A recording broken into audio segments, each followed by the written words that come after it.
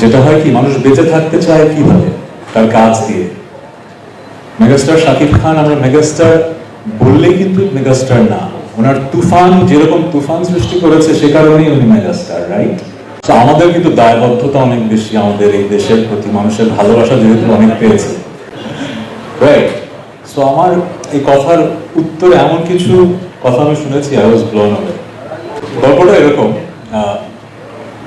আমার জন্ম হয়েছিল যে সালে, আমাদের মেগাস্টারের জন্ম সেই একই সালে ছিল। বাংলাদেশের সব সেলিব্রিটিরাই তো রুমার ফ্যামিলিতে জয়েন করছে, আরেকজন লাগবে কেন?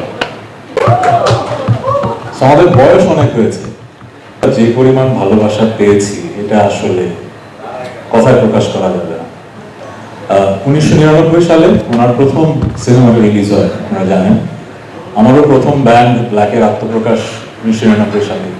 প্রায় 2 দশকের বেশি সময় ধরে আমরা কিন্তু মানুষের ভালোবাসা পাচ্ছি। এটা যে কত বড় একটা ব্লেসিং এটা আমরা বুঝি, কারণ মিডিয়াতে, এন্টারটেইনমেন্ট ইন্ডাস্ট্রিতে বছরের পর বছর মানুষের ভালোবাসা পাওয়া এটা খুব রেয়ার একটা ব্যাপার। তো আমাদের কিন্তু দায়বদ্ধতা অনেক বেশি আমাদের এই দেশের প্রতি, মানুষের ভালোবাসা যেহেতু অনেক পেয়েছে। সো আমার যেটা মনে হয়েছে, একটা ফ্যামিলি যখন হয়ে যায় তখন যেটা হয়, সিনার্জি কাজ করে। আমি তো শিক্ষকতা করেছি, তো একটু শিক্ষকের মতো কথা বলছি। সিনার্জি মানে হচ্ছে যে যখন অনেকগুলো মানুষ একসাথে আসে তখন ইন্ডাস্ট্রিতে কালেকটিভ আউটপুটটা অনেক ভালো হয়। ইন্ডিভিজুয়ালি আপনি কিন্তু যতটুকু করতে পারবেন তার চেয়ে অনেক ভালো করতে পারবেন।